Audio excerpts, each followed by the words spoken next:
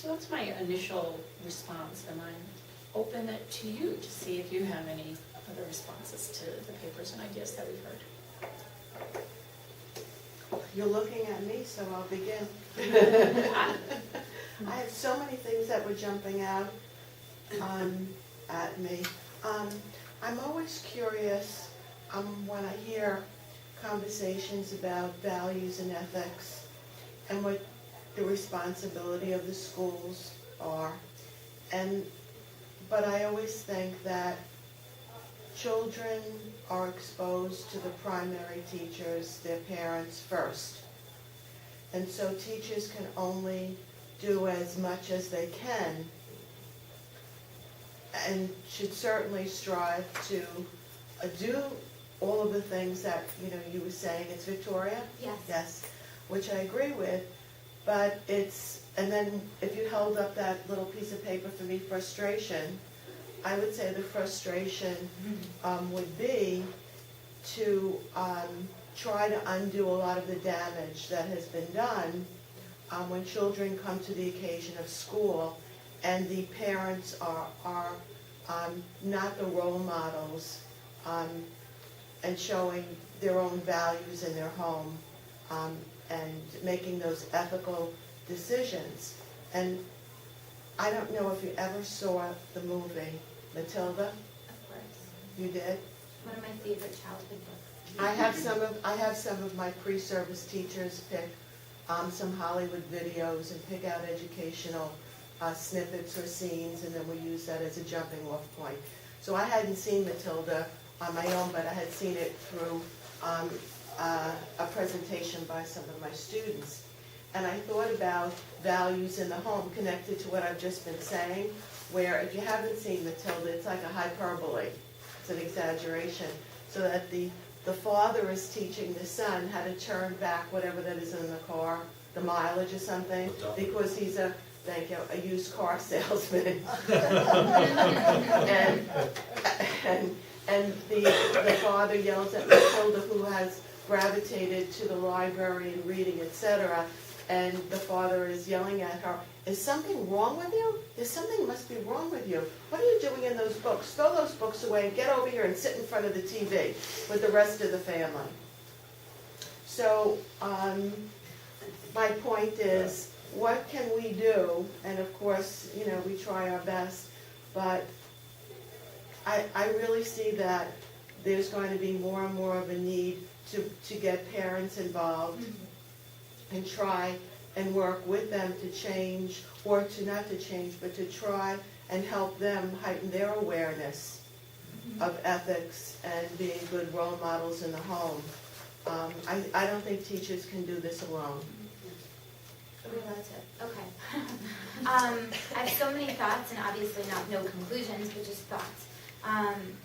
You are absolutely right. I think in any group, in any therapy group that I've done, in any situation I've worked in with students, I think I've always had to work with parents, if not also the therapists and the psychopharmacologists and whoever else I work with.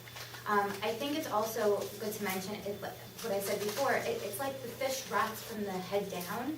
It's a top-down approach.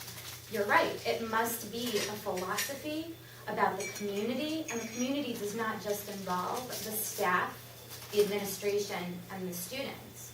It involves the parents.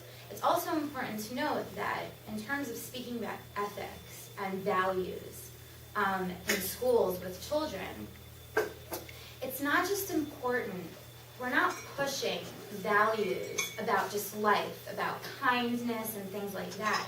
If you're going to look at it from an academic perspective, most of the teachers that I work with, and I feel like I'm married to them and I love them and I love working with them, their biggest frustrations when it comes to academics is that the child cannot focus, there's inattention, they are silly, they can't do things to be successful academically. And then I deal with the emotional, the piece of it. I have to say that teaching this, having a social emotional curriculum and having that philosophy, going from the top down, it helps in the classroom academically. Why? Because you can have a child with an IQ, whatever you want to call it, but just a very, very high average IQ. but their coping strategies for frustration and self-advocacy, their inability to, their lack of awareness of what their learning preferences or learning styles are, to even be able to advocate, they're at such a low that they don't know how to advocate for themselves. And why? Because nobody is teaching them these things. That's part of ethics. It's part of ethics towards yourself. It's part of ethics of how you treat other people in the classroom, being respectful of other people's learning styles and preferences. So if a teacher takes out a movie and you hate visual learning, well, you'll understand that other people learn differently. So I think you're right. I think it's very important to involve parents, but I think it's also the responsibility of the schools and the people that they hire to understand that they're working in a community who believes a certain philosophy. And then it has to come from that. I think it has to bleed from that. And you have to be consistent. There's going to be resistance on everybody's part because you have so many people working and this, and they come from such different walks of life and professions, related staff and so forth, but I think that you have to be consistent and there has to be open communication and you have to give into it. You have to buy into it. And that's a difficult thing to do starting from the inside out because if you look at our education system, for general education, we don't have that right now. Except, and I have to say, there is a gap in what I'm saying. I work in a very small, wonderful community of people where we're publicly funded and we're private. So we get to do whatever we want. And parents cry to get into our school. You know what I mean? Because it's such a wonderful program, the way that it runs. My ideas was just to bring out the effectiveness But it can of hardly this. be a model that's universalized. I mean, there's Right. no way. Right. We just don't have the resources for it. We might so. Yes, I we think can some we can more learn people some things here from it. would like to- But clearly, the ratio of staff to Right. students is not replaceable no No, matter no. what you take from it. And without that, I don't think it would work. Well, I think Your we issue had- about parents, I don't think there are parents anymore. They're so busy working. I mean, when's the last time There you... are parents. I mean, when I was growing up, most of us were growing up, most of our mothers, either our own or a friend's mother, would be at home. The idea of a latchkey kid didn't exist in the 50s and the 60s. The idea that there was nobody had a mother to go home to, who didn't give us, milk and cookies, it was inconceivable. So I don't think there are parents anymore. Part of our problem, I was saying this to Victoria in the car coming up here, we've expected social workers to take over the role of parents. We use social workers like Band-Aids. We have a social ill, some wound, some problem, and we put a plaster of Paris, cast or and I think that's not going to work. I mean, we cannot expect our parents at this point any longer. Also, the gap between the parent and the child generation is so immense now. I barely know how to use this technology, and I'm in my early 60s. My mother, no way. In her 80s, no way.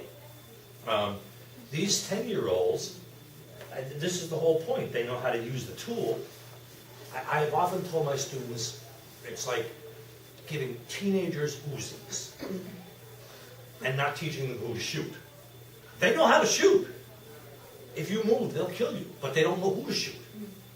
Yeah? So, I mean, this is, I think, our single biggest problem. STS is a perfect example. Unfortunately, STS has fallen on hard times. I don't think it even exists anymore. It was one of the best things that Lisa and I were involved with when we both taught at NJIT. I think it's a real shame that science, technology, and society has gone out the window. So let's hear from some more, Yeah. I think parents is an important issue, Yeah. and I'd like for us to return to it, but I really would like to hear from everybody since there's only 4.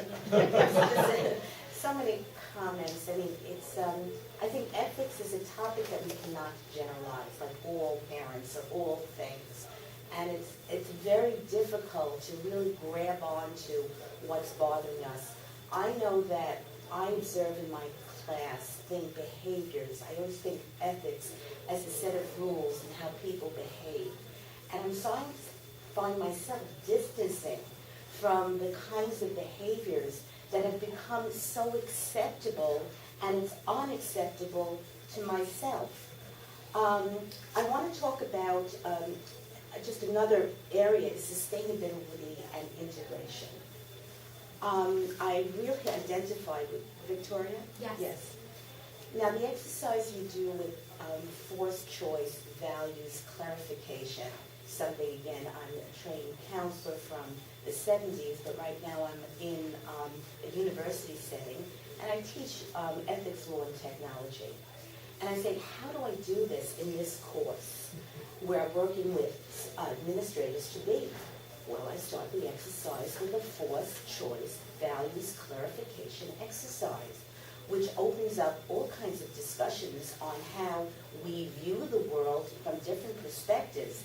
And therefore, when you go in as an administrator, how you work with an ethical dilemma is going to be different with each other. And it works. And then we work into the law part of education. But what really bothers me is that I'm teaching this course in the educational leadership program. What's happening in the other courses? Where is the integration with other people? We're not a community who say, this is what's important, and we all need to do it. The other is the sustainability. Here you're teaching your children at the 6th, 7th, 8th grade, middle school. Second grade, okay, elementary level. You're doing it. And maybe your school has that community, but then they leave Summit and they go someplace else. I happen to be at Delphi, yes, so that's where our program is. It's not sustained. We don't have a network all around us that share that kind of belief. As a matter of fact, I can make a generalization. There is a whole society who doesn't want us to touch values and doesn't want us to touch They don't want the ethics. responsibility, sorry. Yes, no, you're absolutely correct.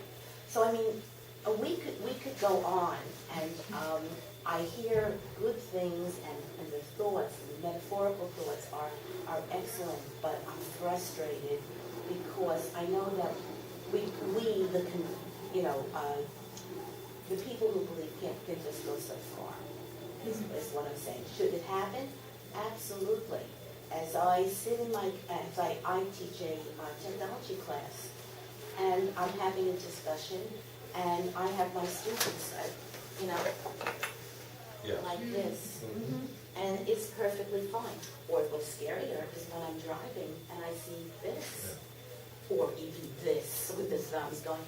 I'm on the Long Island Railroad, and I'm over here in somebody else's conversation, more information that I care to even hear, without even a thought that somebody else is speaking loud enough to disturb someone else. On and on, courtesy code. I think it really enters into how we view ethics. So, and I Thank you. appreciate you putting the symposium together and bringing up the topic, and we do need to do that.